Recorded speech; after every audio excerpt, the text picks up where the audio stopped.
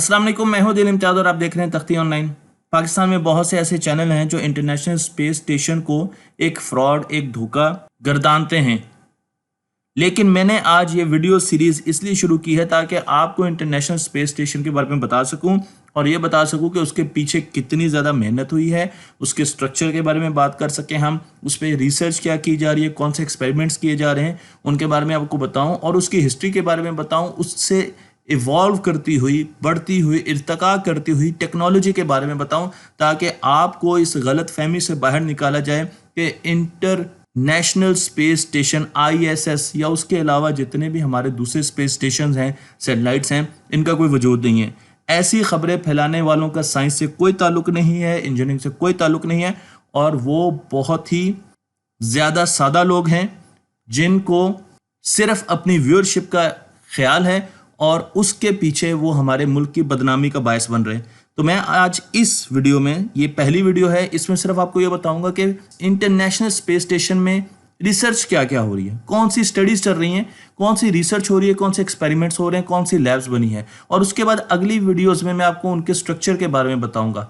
और जब वो काफ़ी ज़्यादा डेप्थ में आपको पता चलेगी चीज़ें, तो फिर आपको अंदाज़ा होगा कि ये एक फेक प्रोजेक्ट नहीं है। पूरी दुनिया के लोग और पूरी दुनिया के मुल्क मिलकर इस पे काम कर रहे हैं और आगे बढ़ रहे हैं। तो सबसे पहले हम चलते हैं इंटरनेशनल स्पेस स्टेशन के कुछ स्पेक्स जान लेते हैं। इसकी हाइट यानी जमीन से ऊपर 400 किलोमीटर पर यह परवाज कर रहा है।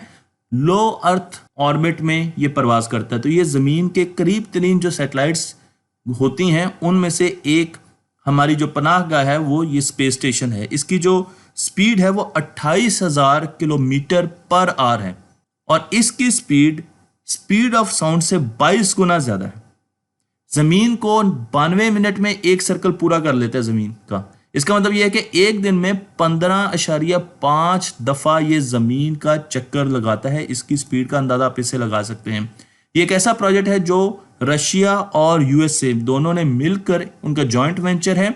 इसमें जो रशियन सेगमेंट है, पार्ट है, उसे ऑर्बिटल सेगमेंट कहा जाता है, रशियन ऑर्बिटल सेगमेंट ROS कहा जाता है। और US का जो पार्ट है उसे US ऑर्बिटल सेगमेंट कहा जाता है, USOS कहा जाता है। 1998 में लॉन्च हुआ। आपको मैं यहाँ पर अमेरिकन पार्ट दिखा रहा हूँ, USA बेस्ड पार्ट दिखा रहा हूँ और यहाँ पर रशियन पार्ट दिखा रहा हूँ। इसमें मुख्तलिफ किस्म की लेबॉर्ट्रीज हैं जो कि मुख्तलिफ मुल्कों ने बनाई हैं। इसमें ऑब्जर्वेटरीज हैं जो कि कायनात का मुशाहिदा करती हैं और उसके अलावा ये लगेज और ट्रांसपोर्टेशन के लिए, स्पेस ट्रांसपोर्टेशन के लिए भी बहुत ज़्यादा यूज़ होता है। और फ्यूचर में जाने वाले स्पेस मिशंस के लिए ये एक लो अर्थ ऑर्बिट बेस है। तो आज इस वीडियो में मैं आपको चीदा बहुत कम एक्सपेरिमेंट्स और रिसर्च स्टडीज़ बताऊंगा जो कि इसकी मुख्तलिफ लैब्स में हो रही है। इसमें 3 किस्म की लैब्स हैं जिनको डेवलप किया है यूरोप ने, जापान ने और यूनाइटेड स्टेट्स ने। बहुत ज़्यादा रिसर्च हो रही है और जब मैंने इसकी रिसर्च को देखा तो अगर आप विकीपीडिया पर जाकर सिर्फ यही टाइप कर लें कि इसमें कितने एक्सपेरिमेंट्स हो रहे हैं तो आपको काफ़ी ज़्यादा स्क्रॉल करना पड़ेगा और फिर आपको अंदाज़ा होगा कि इसमें कितनी ज़्यादा तहकीक हो रही है। तो सबसे पहले हम चलते हैं बायोलॉजी की तरफ कि बायोलॉजी में इंसान और जानवरों को स्पेस से क्या खतरा हो सकता है, उस पर बहुत ज़्यादा रिसर्च हो रही है। स्पेस के इफेक्ट, स्पेशली रेडिएशंस। स्पेस में 2 चीज़ें हैं जिसके इफेक्ट देखे जाते हैं। एक माइक्रोग्रेविटी, वो हम पर और इंसानों पर और जानवरों पर क्या इफेक्ट करेगी, और दूसरी रेडिएशंस।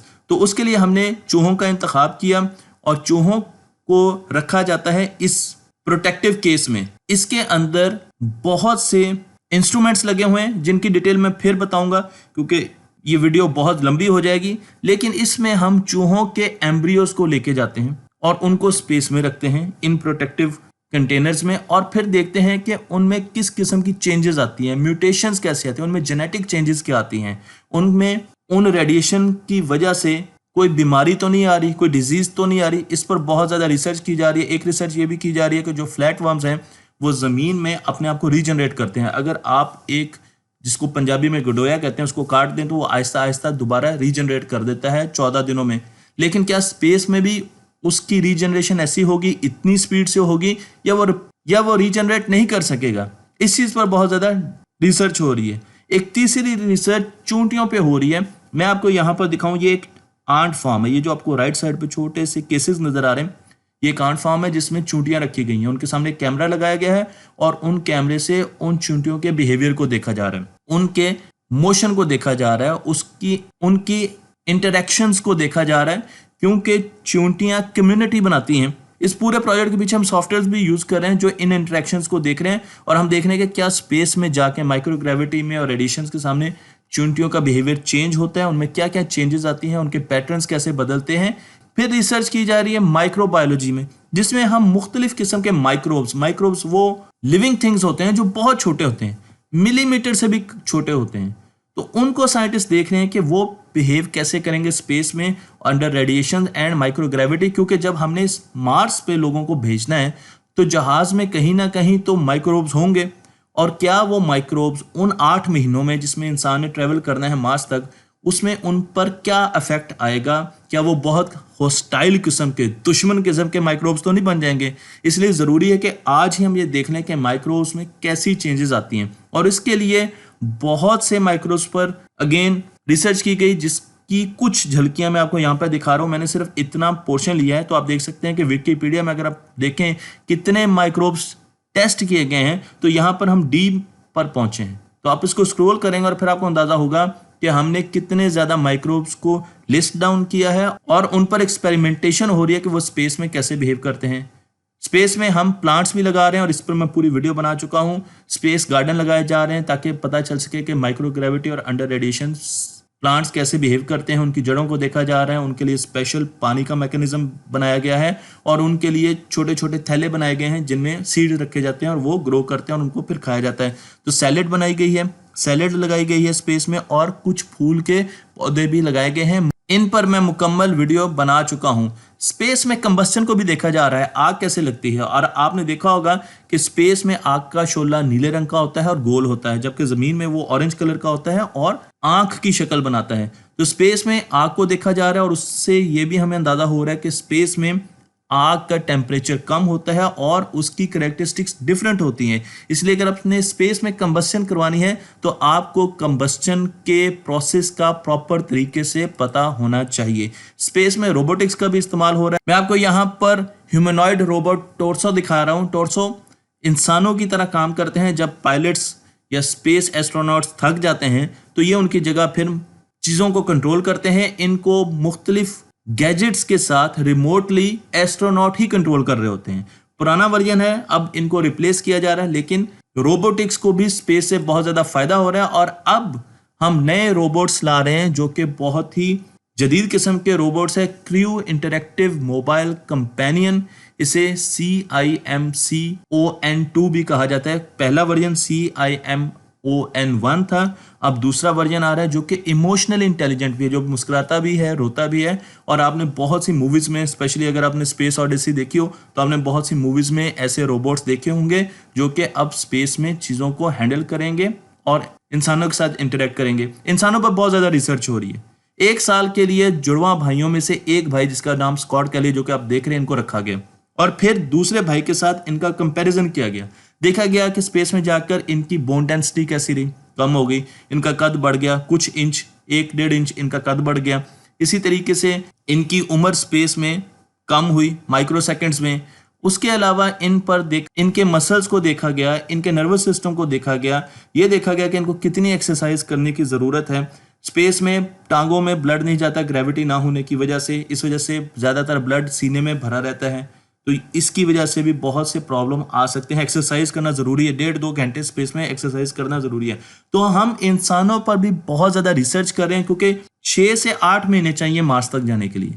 तो इन्होंने 1 साल गुजारा है स्पेस में और ये तंदुरुस्त वापस आए हैं, लेकिन अभी भी बहुत रिसर्च करने की ज़रूरत है कि माइक्रोग्रेविटी और रेडिएशन इंसानों पर क्या असर डालेगी। स्पेस में एजुकेशन के बहुत से प्रोजेक्ट्स किए जा रहे हैं। हम स्पेस में न्यूटन्स के लॉज को डिस्कवर कर रहे हैं, हम गायरोस्कोप के प्रिंसिपल्स बता रहे हैं, क्योंकि वहाँ पर ग्रेविटी नहीं होती, इसलिए कुछ चीज़ों को एक्सप्लेन करने में आसानी होती है। तो एजुकेशन के पॉइंट ऑफ व्यू से भी स्पेस में बहुत ज़्यादा काम किया जा रहा है।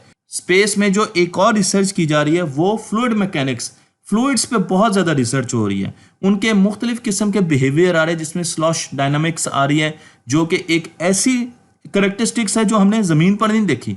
हमने स्पेस में इसको एक्सप्लोर किया और अब हम उसे एक्सप्लोर करते जा रहे हैं, क्योंकि हमें यह लगता है कि लिक्विड में 2 किस्म की मूवमेंट है, जिसकी डिटेल मैंने लिख दी है। इसी तरीके से और बहुत से मैकेनिज्म देखे जा रहे हैं, क्योंकि स्पेस में फ्लूइड डायनामिक्स बहुत ज़्यादा चेंज हो रही है। मटेरियल साइंस को भी देख रहे हैं, हम देख रहे हैं कि वैक्यूम में जहां पर ऑक्सीजन बहुत कम होती है, जहां पर वैक्यूम होता है, वहां पर मटेरियल्स पर वेदर के इफेक्ट क्या होते हैं।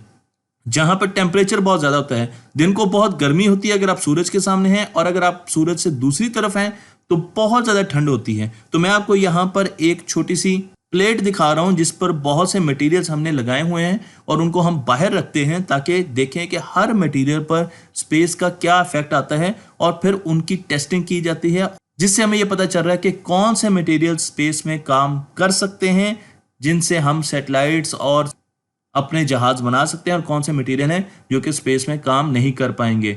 स्पेस में प्रोटीन्स पर बहुत ज़्यादा काम किया जाता है क्योंकि प्रोटीन से ही इंसान की ज़िंदगी का आगाज़ हुआ, उसकी क्रिस्टलाइजेशन एक बहुत इंपॉर्टेंट वर्जन है। तो इसलिए हम प्रोटीन्स को देखते हैं कि ज़मीन पर जिस तरीके से प्रोटीन की क्रिस्टलाइजेशन होती है और माइक्रोग्रेविटी में जिस तरीके से प्रोटीन की क्रिस्टलाइजेशन होती है, क्या उनमें फ़र्क है। बज़ाहिर आपको नज़र आ रहा है कि यहाँ पर फ़र्क है, और उसको बहुत ज़्यादा रिसर्च में देखा जाता है। स्पेस में हमने रिमोट सेंसिंग की टेक्नोलॉजी पर भी बहुत ज़्यादा काम किया। हम ISS से डिज़ास्टर रिस्पांस मैनेजमेंट करते हैं, हम देखते हैं कि कहाँ पर हरिकेन आ रहा है, कहाँ पर आंधी आ रही है, कहाँ पर तूफान आ रहा है। हमें वेदर के बारे में बहुत ज़्यादा पता चलता है, हम उसकी फोरकास्टिंग करते हैं, और फिर साथ साथ हम तस्वीरें खींचते हैं। हम अपनी दुनिया की बहुत सी तस्वीरें खींचते हैं जिस पर बहुत से लोगों को गलत फहमी है, और उन गलत फहमियों का एक ही जवाब है कि नाच ना जाने आंगन टेढ़ा। इमेजिंग बहुत ज़्यादा की जाती है, और मैं आपको यहाँ पर स्पेक्ट्रल इमेजिंग दिखाता हूँ। ये वो इमेजिंग है जिसके ज़रिए आप अपनी ख्वाहिश की चीज़ों को गौर से देख सकते हैं। आप विजिबल लाइट को प्रोसेस कर सकते हैं, आप रेडियो सिग्नल्स को प्रोसेस कर सकते हैं, आप एक्सरेज को प्रोसेस कर सकते हैं, और इन तमाम मुख्तलिफ किस्म की रोशनियों में आपको ज़मीन मुख्तलिफ किस्म की नजर आएगी। ज़मीन के अंदर की चीज़ें नजर आ जाएंगी, ज़मीन में छुपे हुए खजाने आपको नजर आएंगे। तो स्पेक्ट्रल इमेजिंग एक बहुत बड़ा मौजू है, और मैं सोच रहा हूँ कि इस पर एक वीडियो बनाऊँ ताकि आपको बता सकूँ कि स्पेक्ट्रल इमेजिंग कैसे की जाती है, और इससे हम ज़मीन के बारे में और दूसरे प्लैनेट्स के बारे में भी दूर से कैसे बहुत सी इंफॉर्मेशन इकट्ठी कर सकते हैं। स्पेस की इमेजिंग की जाती है, स्पेस में मुख्तलिफ किस्म की गैलेक्सीज को देखा जाता है, सोलर सिस्टम्स को देखा जाता है, और डाटा कलेक्ट किया जाता है। बहुत ज़बरदस्त किस्म की टेलीस्कोप्स होती हैं, बहुत ज़बरदस्त किस्म के कैमरा लगे होते हैं, जिनकी डिटेल्स मैं आपको इसके आर्किटेक्चर में बताऊंगा जब इंटरनेशनल स्पेस स्टेशन के बारे में बात करेंगे। लेकिन इंटरनेशनल स्पेस स्टेशन ने हमारी कम्युनिकेशन को भी बहुत इंप्रूव किया। स्पेस में मूव करने के लिए, कम्युनिकेट करने के लिए हमें बहुत ज़्यादा मेहनत करनी पड़ी, हमें ग्लोबल पोजीशनिंग सिस्टम में बहुत ज़्यादा एडवांसमेंट करनी पड़ी, नेविगेशन के लिए बहुत ज़्यादा इंप्रूवमेंट्स लानी पड़ी, इंटरनेट ऑफ थिंग्स में हमने बहुत ज़्यादा काम किया। फिर हमने स्पेस टू अर्थ कम्युनिकेशन और स्पेस टू स्पेस कम्युनिकेशन सीखी, हमने डीप स्पेस कम्युनिकेशन सीखी, जो कि डिटेल में मैं आपको बताऊंगा। लेकिन हमने कम्युनिकेशन सिस्टम्स में बहुत ज़्यादा तरक्की की, हमने नई नई सैटेलाइट्स बनाई, हमने नए नए स्पेस स्टेशंस बनाए, हमने माइक्रो सैटेलाइट्स बनाई। तो इस प्रोसेस की वजह से हमने बहुत ज़्यादा सीखा, हमने नई नई टेक्नोलॉजी को सीखा जो कि हम ज़मीन पर वापस ला रहे हैं। मैं आपको अब एक नई चीज़ के बारे में बताने जा रहा हूँ जो कि टेक्नोलॉजी को और बढ़ाने जा रहा है, और वो है 3D प्रिंटर, जो कि स्पेस स्टेशन पर पहुंचा दिया गया है नासा की तरफ से। और इसकी वजह से अब एस्ट्रोनॉट्स जो चीज़ चाहेंगे वो प्रिंट कर लेंगे, तो उन्हें किसी किस्म के ऑपरेटर्स की ज़रूरत नहीं होगी ज़मीन से मंगवाने के लिए। वो जो एक्सपेरिमेंट करना चाहते हैं, जो उनके जहन में आइडिया है, वो उसको प्रिंट करेंगे और उन एक्सपेरिमेंट्स को परफॉर्म करेंगे, उन स्टडीज़ को आगे लेके जाएंगे, जिससे हमारी स्पेस की अंडरस्टैंडिंग बहुत ज़्यादा तेज़ होने जा रही है। तो मुझे उम्मीद है कि अब आपको ये अंदाज़ा हो गया होगा कि इस नेशनल लेबोरेटरी में, क्योंकि यूएस ने इसको अपनी यूएस नेशनल लेबोरेटरी का दर्जा दिया है और इसका नाम ISS है, यूएस नेशनल लेबोरेटरी, और इसे वो नेशनल लेबोरेटरी कहते हैं। इसने हमारी दुनिया में बहुत ज़्यादा चेंजेस की हैं।